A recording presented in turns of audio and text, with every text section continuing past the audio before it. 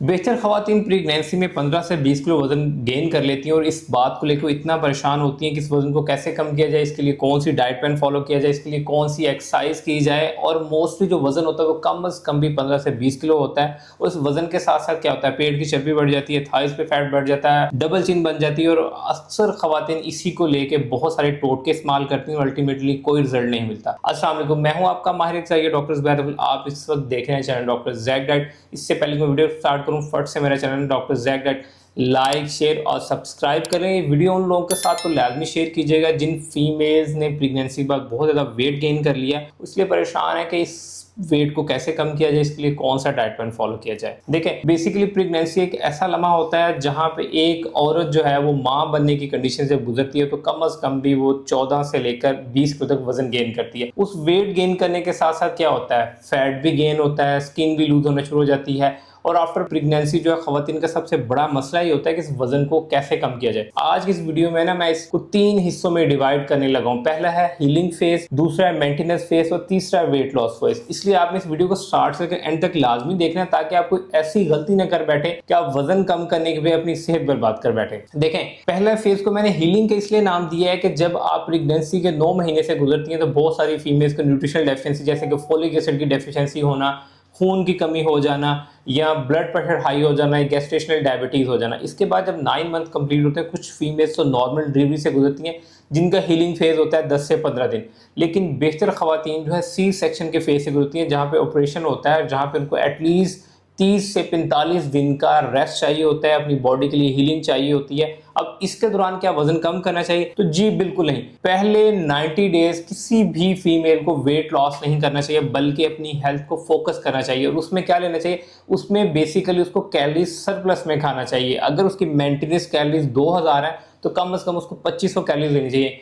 इसलिए लेनी चाहिए कि इसी फेज के अंदर उसे अपने बच्चे को दूध पिलाना होता है, और जब आप अपने बच्चे को दूध पिला रहे हो तो इस वक्त आपको एक्स्ट्रा कैलोरीज की जरूरत होती है, एक्स्ट्रा न्यूट्रिशन की जरूरत होती है। तो इसलिए स्टार्टिंग डेज के अंदर फौरन से जिम ज्वाइन कर लेना, वॉक एक्सरसाइज करना सबसे बड़ी बेवकूफ़ी है। पहले 90 डेज अगर आपका सी सेक्शन हुआ है तो कंप्लीटली अवॉइड करें और अपनी कैलोरी सरप्लस मील्स को फॉलो करें। और इसके अलावा अगर आप दूध पिला रही हैं तो तब तो आपको 1 साल के लिए वेट लॉस बिल्कुल ही नहीं करना चाहिए। और दूसरा, अगर आपका सी सेक्शन हुआ है तो आपको एटलीस्ट मॉडरेट प्रोटीन डाइट लेनी चाहिए। मॉडरेट प्रोटीन में क्या होता है कि नॉर्मली जो वेट लॉस कर रहे होते हैं उन्हें कहते हैं 1.6 पर केजी बॉडी वेट जो है वो आप डाइट में ले। लेकिन जब आप सी सेक्शन से गुजर के आती हैं तब मैं जो आरडी है, रिकमेंडेड डेली अलाउंस है, वो ये है बेसिकली 1.8, यानी 1.8 को बॉडी वेट से मल्टीप्लाई करें, जो आपका प्रोटीन इनटेक निकलेगा उसको अपने डेली बेसिस पे फोकस करना है। और इसके साथ साथ आपने फ्रीक्वेंट मील लेने हैं, यानी हर 3 से 4 घंटे के अंदर अंदर आपने कोई ना कोई खाना जरूर लेना है, क्योंकि इस दौरान आपकी नींद भी डिस्टर्ब होती है, आपकी बॉडी बहुत से फिजियोलॉजिकल चेंजेस से गुजर रही होती है। इसलिए वेट लॉस जैसी कोई भी हरकत करके खुद को स्ट्रेस में न डालें। नंबर 2 फेज आता है बेसिकली मेंटेनेंस फेज।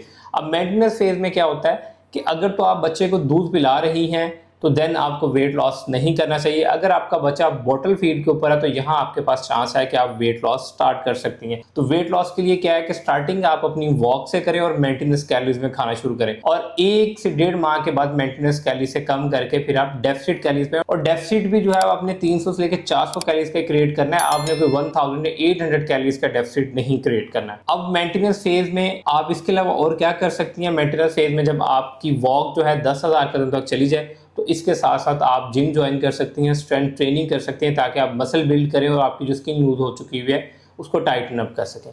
अब आता है वेट लॉस फेज। जो फीमेल बच्चों को दूध पिला रही हैं, अब ये फेज उन लोगों के लिए है, अब वो यहाँ पे आके वेट लॉस स्टार्ट कर सकती हैं। अब उस वेट लॉस में सबसे पहले उनको गूगल पे जाना है, वहाँ जाके लिखना है www.calories-calculator.net।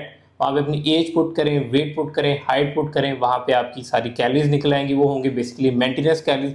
500 कैलोरीज उसमें से कम कर दें और अपनी डाइट में यहाँ पे आपने 40% प्रोटीन लेना है। अगर आपकी 1200 कैलोरीज निकलती हैं तो इसका मतलब है कि आपने 500 के करीब कैलोरीज जो है ना वो आपने लेनी है बेसिकली प्रोटीन से। बाकी रिमेनिंग जो आपकी कैलोरीज बचेंगी वो आप कार्बोहाइड्रेट और फैट पे डिवाइड कर देंगे। इसमें अपने कार्बोहाइड्रेट से जो है बेसिकली कैलोरीज लेनी है 30 से 35% और रिमेनिंग आप ले लेंगे फैट से। और एक बात हमेशा याद रखिएगा कि 1 ग्राम कार्बोहाइड्रेट में 4 कैलोरीज होती हैं, 1 ग्राम प्रोटीन में 4 कैलोरीज होती हैं, 1 ग्राम फैट में 9 कैलोरीज होती हैं। इसी की बेस पे आप कैलकुलेशन कर सकती हैं। 500 कैलोरीज आपने अपने डाइट प्लान से माइनस कर दी, 500 कैलोरीज आप माइनस करेंगी बेसिकली अपनी वॉक एक्सरसाइज के साथ। ये वो फेज है जहाँ पे आप अपना वेट लॉस स्टार्ट कर सकती हैं। और वेट लॉस के साथ साथ आपने स्ट्रेंथ ट्रेनिंग पे लाजमी काम करना है। अगर आपने प्रेगनेंसी के बाद लटके हुए पेट को अंदर करना है, चर्बी को ख़त्म करना है, तो एटलीस्ट हफ्ते में 4 दिन स्ट्रेंथ ट्रेनिंग करें। स्ट्रेंथ ट्रेनिंग से मुराद है वेट लिफ्टिंग करें।